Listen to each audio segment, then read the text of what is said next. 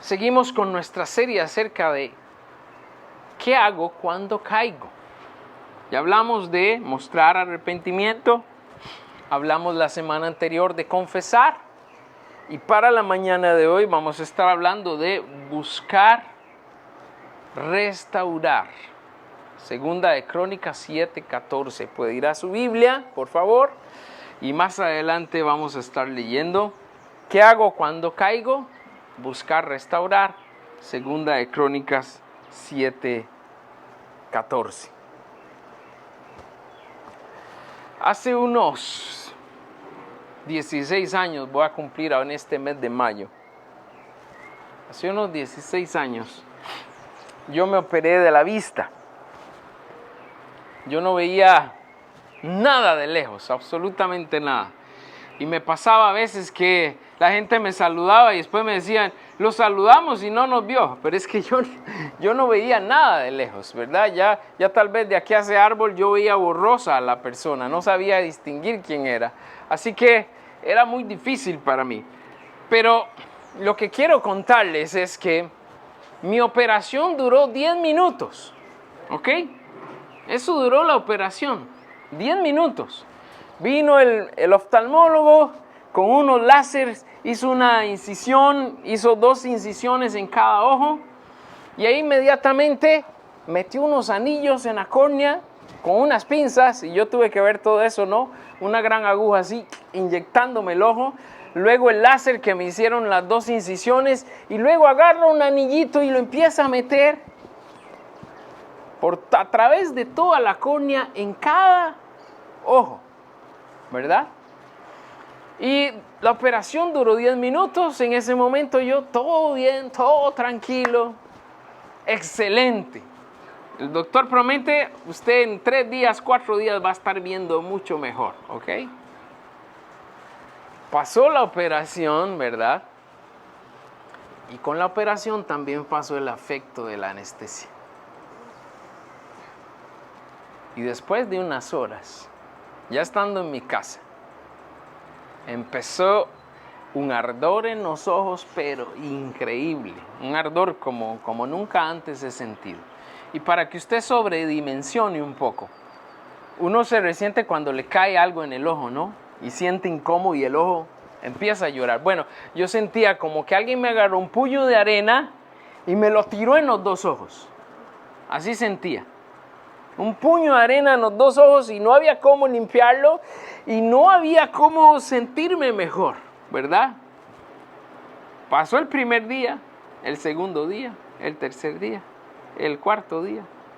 Para no cansarlos, hermanos, yo duré una semana. Y mi esposa no me deja mentir porque ella fue mi enfermera.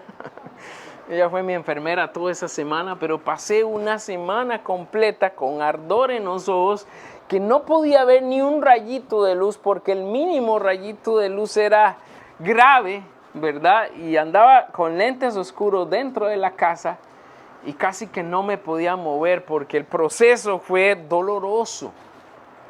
Fue sumamente doloroso. Ahora, después de esa semana, wow, fue como que yo era en HD. Ahora sería más bien Ultra HD, ¿verdad? Super high definition, ¿no? Me pasó el problema, ¿no? Pasó toda la situación y mi vista, wow, como nuevo, ¿no? Y estoy diciendo que eso pasó hace 16 años y gracias a Dios al día de hoy mi vista se mantiene bastante bien, ¿verdad? Hoy aquí yo a todos les veo el rostro definido y todo. Yo puedo ver hacia lo lejos y ver los árboles y las hojas definidas y las diferentes cosas que antes yo de lejos pues no veía absolutamente nada, era prácticamente ciego. Ahora les comparto esto, porque así sucede con nuestra vida espiritual. Lo digo porque desde mi experiencia, lógicamente quería ver mejor, pero esa semana que tuve que pasar fue un martirio. Sinceramente lo digo, fue horrible, no quiero pasar por eso otra vez. Pero muchas veces nosotros queremos que simplemente Dios olvide nuestros errores y que todo vuelva a la normalidad rápidamente. y que ni siquiera pase nada y como que ni nos dimos cuenta del error que pudimos tener. Ahora, la verdadera restauración trabaja desde lo profundo. La verdadera restauración debe iniciar en el corazón. Dios no solo quiere cubrir la caída como, ay, pobrecito, mi hijito, ya, nada pasó, vaya adelante. No. Dios quiere sanar el corazón. Le pregunto en esta mañana, ¿habrá algunas cosas que tenemos que sanar en nuestro corazón? Quiero que lo piense. Porque hoy estamos hablando de buscar restaurar. Y si realmente estamos decididos a escuchar lo que Dios tiene para nosotros hoy, tenemos que permitir que Él sane nuestro corazón. Tenemos que permitir que Él corrija nuestro camino. Y que Él vaya formando en nosotros un nuevo carácter según el carácter de Cristo y no según nuestro viejo hombre. Ahora vivimos en un mundo donde muchos quieren disfrutar las decisiones de su vida, pero sin enfrentar las consecuencias. Un jovencito quiere estar con una jovencita antes de casarse, pero después no quiere hacerse responsable ni de esa señorita ni de la criatura que viene detrás. Queremos de repente andar ahí con amistades que no son correctas, pero luego no queremos asumir el hecho de que nos vamos a meter en problemas. Queremos tener dinero fácil y no nos importa ir a empeñar X o Y situación, pero después no queremos estar ahogándonos ahí en la deuda y lamentándonos porque no podemos respirar en nuestra economía. ¿Sabían que Dios ha dejado una ley espiritual que nadie puede romper?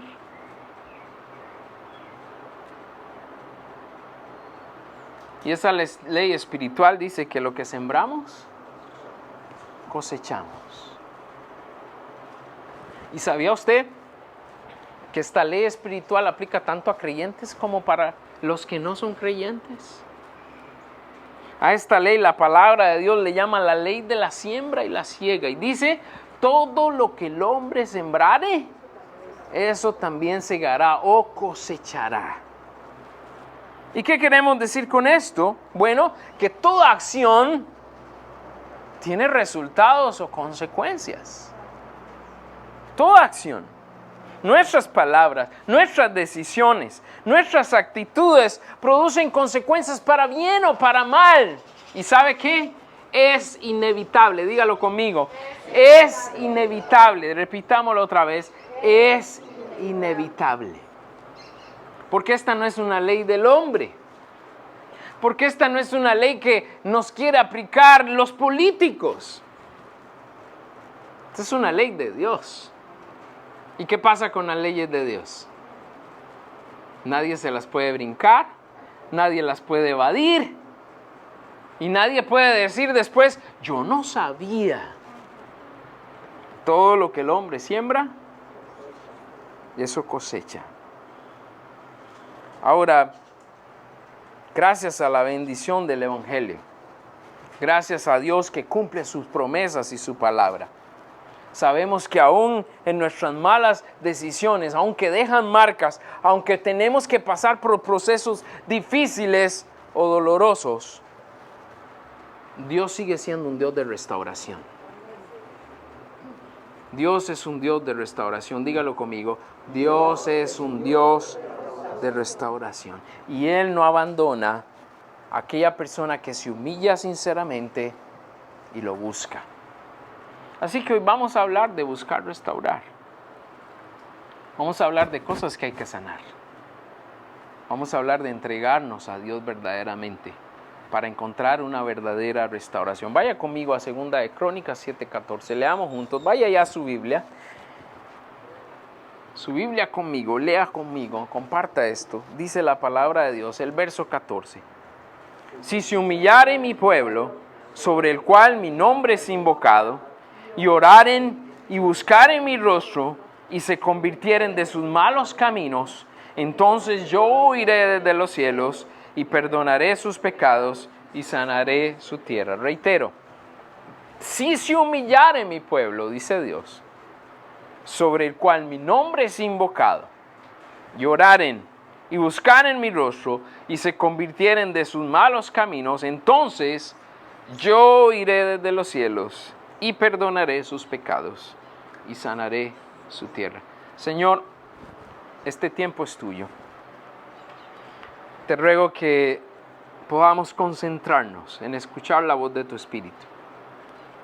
Que no prestemos atención a ninguna distracción acá, ni alguna distracción presente, ni lo que pueda moverse de alguna manera para sacarnos de poner atención a lo que tú quieres hablarnos hoy.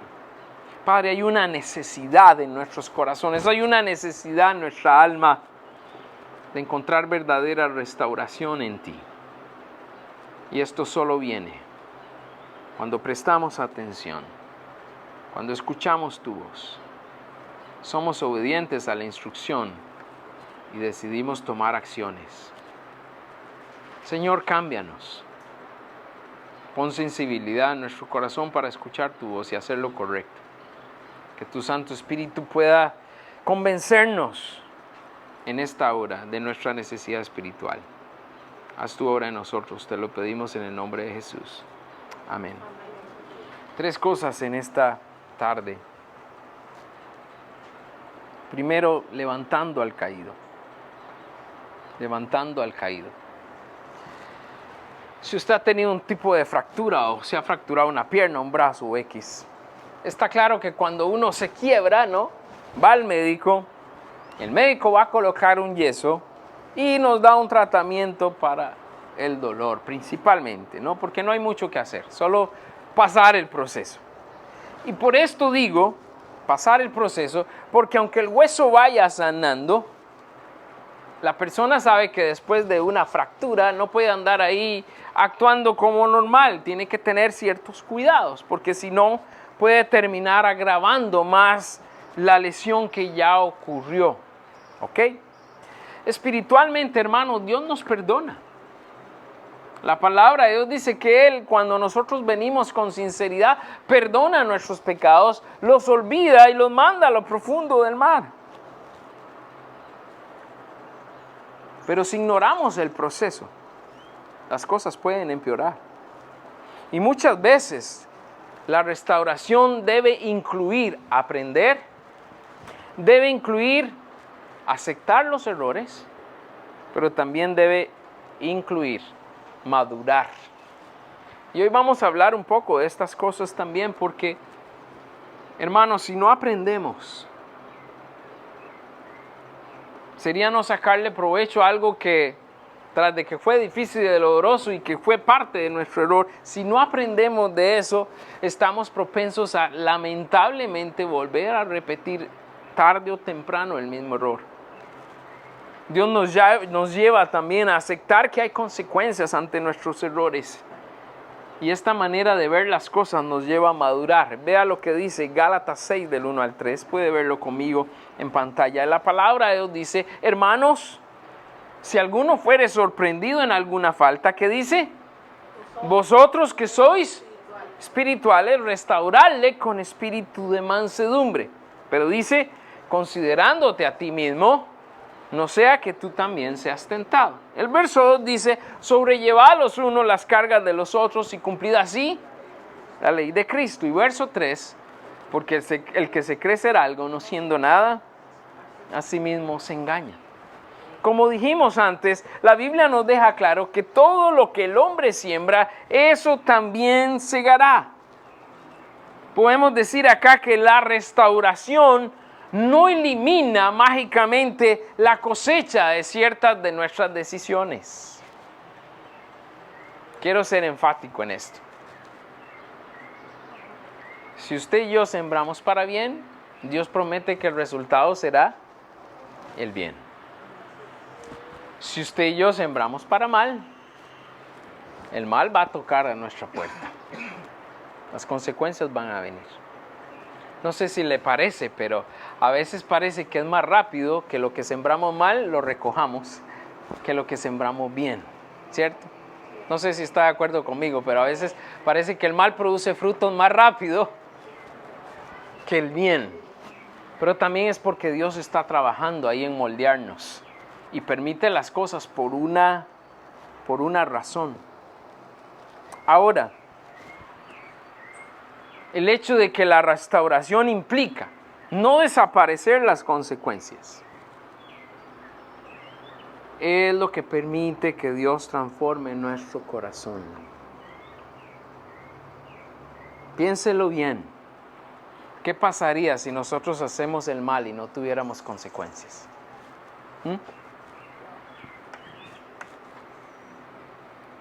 Ya nuestro mundo está mal, ¿no? Pero ¿qué pasaría si usted y yo nos enfocamos a hacer el mal y no hubieran consecuencias?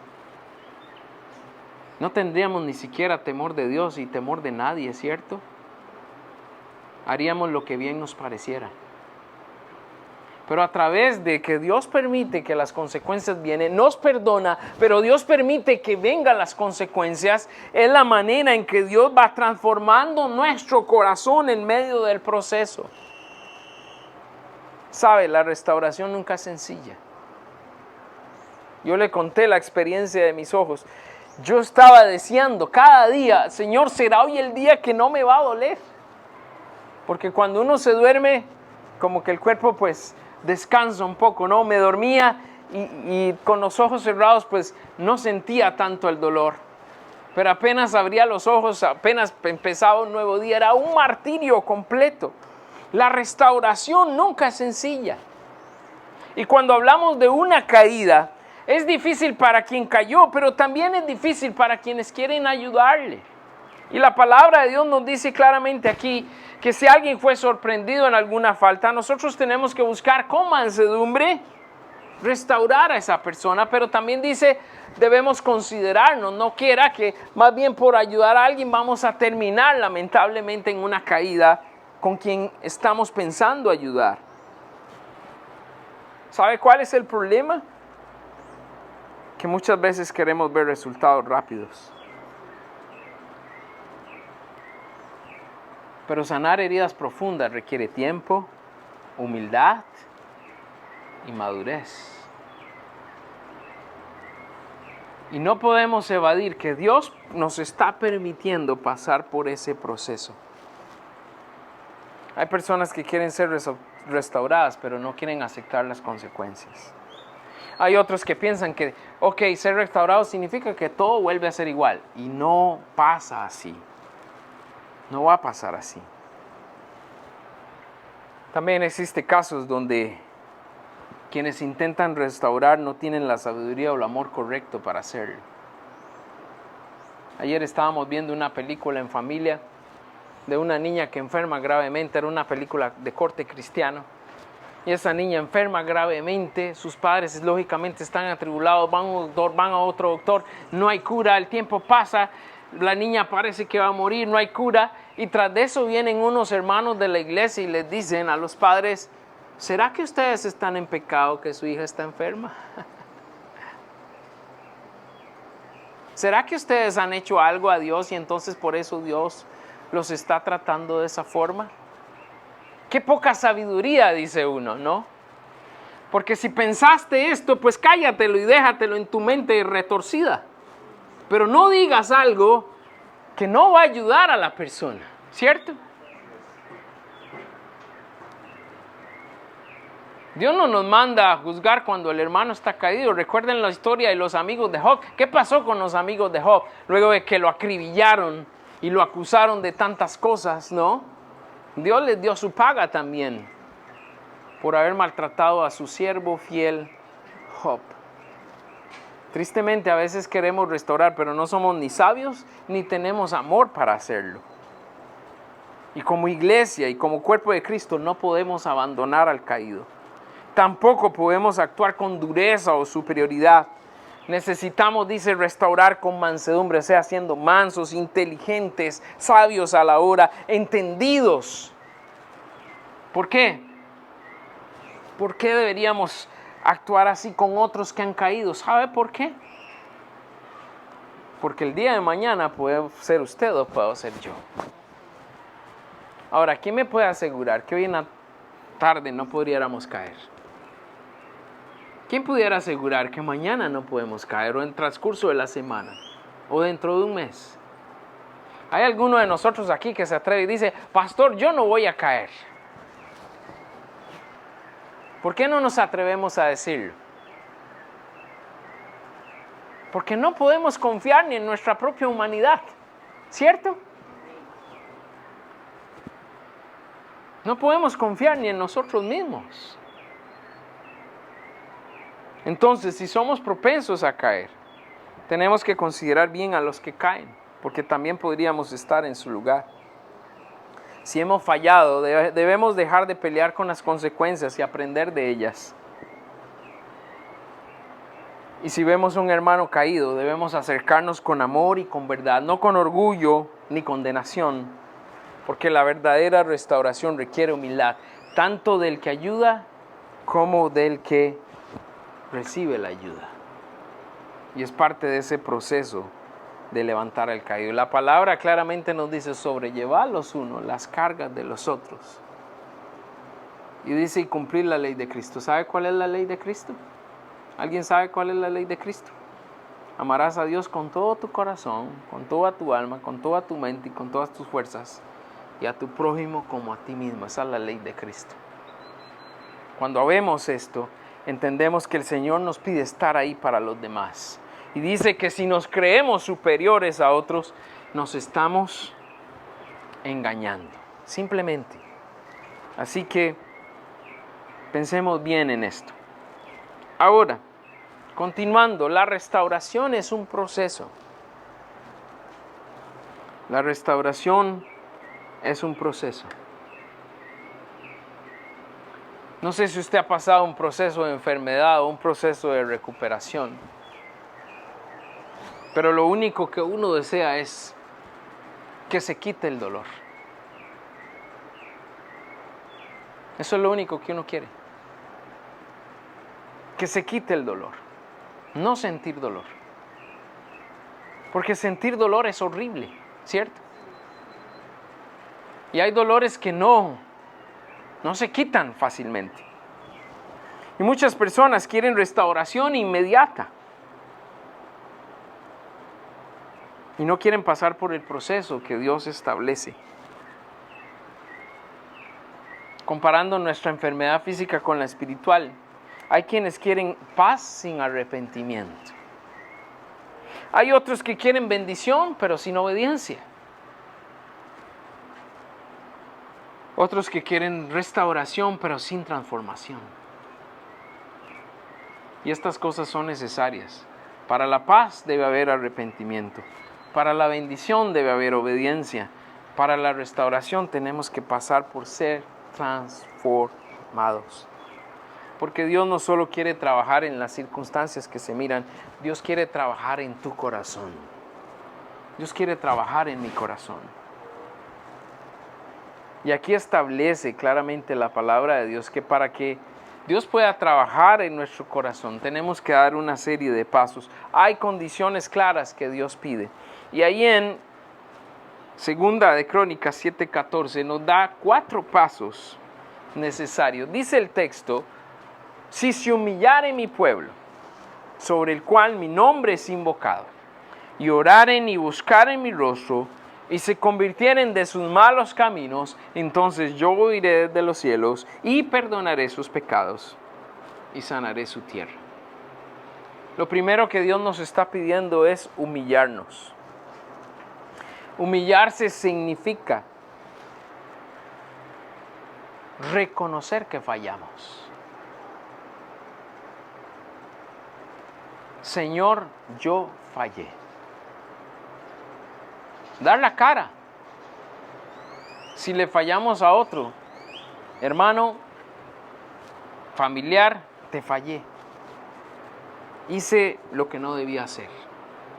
La palabra de Dios dice que cuando nos humillamos, Dios es como lo que le da a Él permiso para empezar el proceso de transformación en nosotros.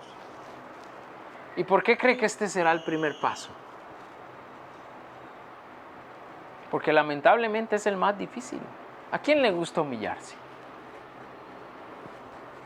¿Quién de nosotros le gusta humillarse frente a otra persona? En nuestro orgullo humano, nadie quiere humillarse. Pero Dios dice, la solución está en que mi pueblo, en que esta persona que ha caído se humille, reconozca que ha fallado. Luego de ahí Dios dice, debe orar.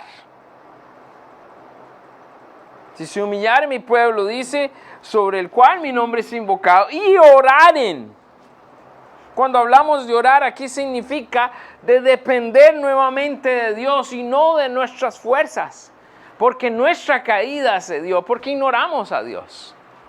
Y porque quisimos asumir que en nuestra sabiduría y en nuestras capacidades podíamos vivir sin problema. Ya cuando nos encontramos en la caída y embarrados en el pecado, es que nos damos cuenta que no podíamos en nuestras fuerzas. Hermano, cuando aquí dice orar también, reconoce que no es solo orar para pedirle perdón a Dios y ya sigo con mi vida como yo quiero, no. Es que yo debería tener una comunión con Dios y eso nos lleva al tercer punto. Dice, buscar mi rostro. Buscar el rostro de Dios nos lleva a volver a tener comunión con Él diariamente. ¿Cuántas personas no buscan a Dios solo para que Dios solucione el problema? ¿Cierto? Y una vez que Dios soluciona el problema, ¿qué pasa? Adiós, nos vemos. Y vuelven a ignorar a Dios. Buscar el rostro de Dios significa que voy a restablecer mi comunión con Él, pero que voy a entender que tengo una necesidad diaria de conversar con Dios, acudir a Dios. Y eso es lo único que nos mantiene en pie. El cuarto paso que nos da aquí Crónicas es convertirnos de nuestros malos caminos, apartarse del mal. Y esto significa tomar decisiones concretas, tomar decisiones firmes para no seguir haciendo el mal que ya hicimos una vez. ¿Sabían que el ser humano es el único perdón de la expresión, pero que somos los únicos que tropezamos 2 veces con el mismo problema? Y no solamente 2, 3, 4, 5, 6. Porque no nos gusta aprender de nuestros errores. La palabra de Dios nos invita a tomar decisiones firmes que permitan que no vamos a ser arrastrados por el mal otra vez. La restauración comienza cuando dejamos de justificar nuestro pecado y excusarnos y empezamos a rendirnos completamente a Dios. Señor, yo no puedo solo. Señor, soy inútil. Necesito tu sabiduría, necesito tu ayuda. Estoy en problemas si tú no me das dirección. Y eso es lo que hace posible ese proceso de restauración. Por último, en esta mañana, Dios es quien restaura. Dios es quien restaura.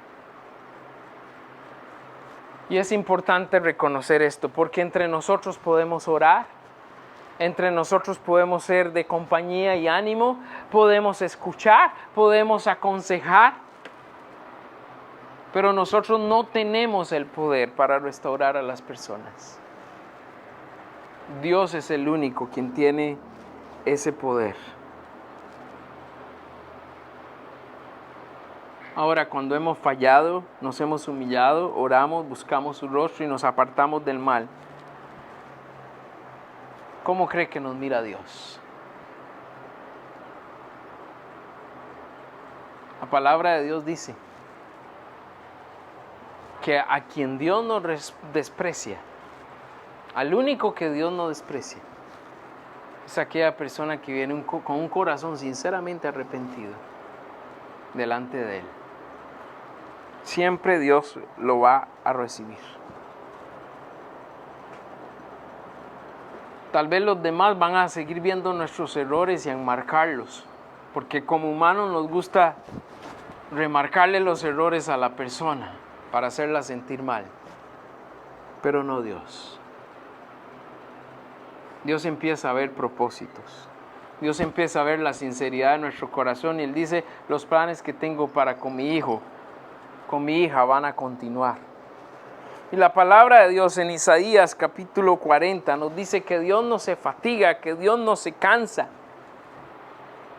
que Dios sigue siendo el mismo para con nosotros. Puede leer conmigo, dice el verso 28, ¿no has sabido, no has oído que el Dios eterno es Jehová, el cual creó los confines de la tierra?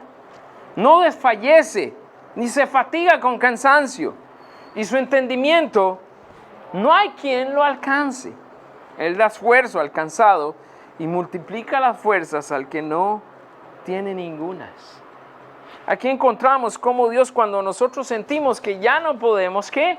Dios sigue trabajando en nosotros, porque Él no ha terminado.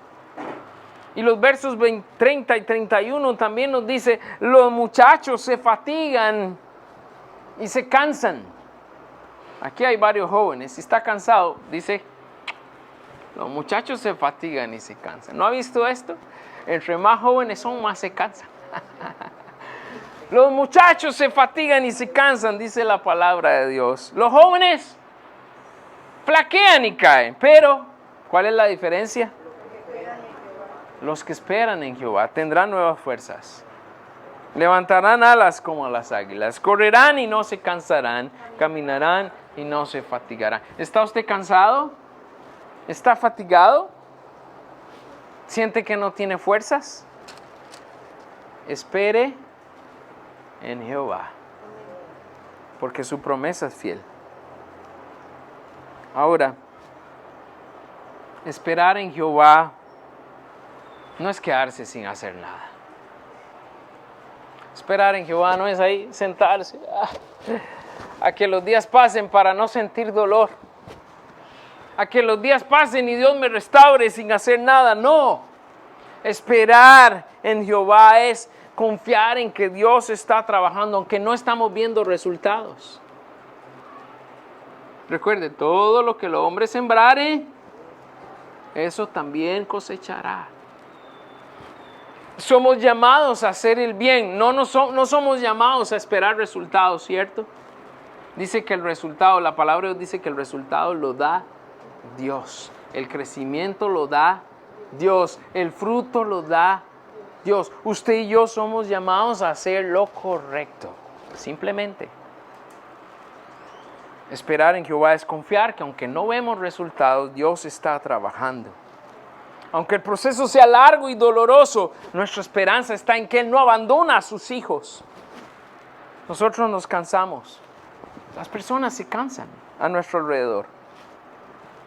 A veces nosotros mismos pensamos que ya no hay solución para X o Y situación. Pero Dios nunca pierde la perspectiva. Dios nunca pierde el enfoque. Usted y yo podemos decir, no, esta persona es un caso perdido. No, esta persona no sirve y no va a servir. Dios no hace eso. ¿Se ha sentido como un caso perdido? ¿Le han dicho que es un caso perdido? No lo crea. Porque la palabra de Dios dice que tiene propósitos para nosotros. Tiene propósitos para ti. Dios nunca abandona. Y está actuando en nosotros. Así que, ¿qué es la recomendación bíblica? No debemos desesperarnos durante el proceso de restauración. Dios sigue teniendo un propósito en nuestra vida a pesar de nuestros errores, aún después de nuestros errores. Y tenemos que aprender a confiar en el tiempo de Dios y no en nuestras emociones. Dígale a quien tiene a su lado, las emociones son traicioneras. Pero podemos confiar en el tiempo de Dios. No podemos dejarnos llevar por emociones. Tenemos que dejarnos llevar por la confianza en un Dios verdadero y real. El mismo Dios que permite que pasemos por el proceso es el mismo Dios que nos sostiene y nos da fuerzas para perseverar. Cuando buscamos restauración debemos aceptar que necesitamos cambiar. ¿Hay algo que necesitamos cambiar? Levánteme su mano en esta tarde si hay algo que cambiar. Yo tengo cosas que cambiar. Creo que todos tenemos algo que cambiar. Y aquí lo importante es primero reconocerlo, pero segundo, hacer algo. Porque cuando nosotros reconocemos que hay algo que cambiar, estamos permitiendo que Dios trabaje en nosotros. No significa fingir que nada pasó, sino que permitimos que Dios sane lo que está roto. Puede que hemos pasado por consecuencias dolorosas por nuestras decisiones, pero eso no significa que Dios nos haya abandonado. Muchas veces simplemente es parte del proceso, recuérdelo. Por último, hoy debemos decidir 4 cosas. Primero, aceptar las consecuencias de nuestros errores y aprender de ellas. Usted aprender de sus errores, yo aprender de mis errores y aprender de ellos. Aceptarlos y aprender de ellos. Segundo, ser paciente con el proceso de restauración que Dios nos está haciendo pasar. Tercero, confiar en que Dios tiene un propósito para mi vida, para tu vida. Y cuarto, acercarme a Dios con humildad y sinceridad. Porque aunque las caídas dejan marcas, dijimos al principio, la gracia de Dios tiene poder para levantar, para sanar y restaurar vidas. Puede ser que hoy necesites ser levantado, puede ser que hoy necesites ser sanado o restaurado por su poder. Dios sí puede hacerlo. Nosotros no, pero Él sí. Hermanos, ninguno de nosotros está exento a caer. Por eso no podemos vivir confiados en nuestra propia fuerza, sino dependiendo a diario de Dios. Si hoy estamos firmes, debemos cuidar nuestra comunión con el Señor y extenderle la mano a quien está luchando o ha caído. Pero no podemos ignorar la corrección de Dios ni endurecer nuestro corazón cuando Él nos llama a arrepentimiento. Recuerde, aprendimos la primera semana que debemos vivir una vida de constante arrepentimiento.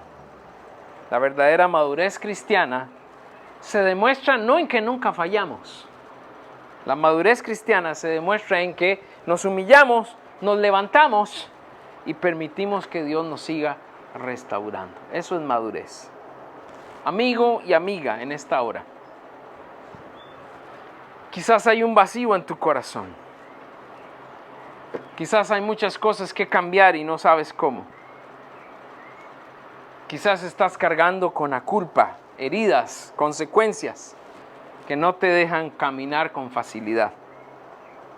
Hoy Dios te recuerda que Él está aquí para restaurar tu alma. Jesucristo murió y resucitó para darte perdón y vida eterna. No importa cuán lejos has caído, Dios puede levantarte si vienes a Él con un corazón sincero y arrepentido. Hoy puede ser el día en que dejes atrás tu viejo camino y permitas que Cristo restaure completamente tu vida. Vamos a estar en pie. Oramos.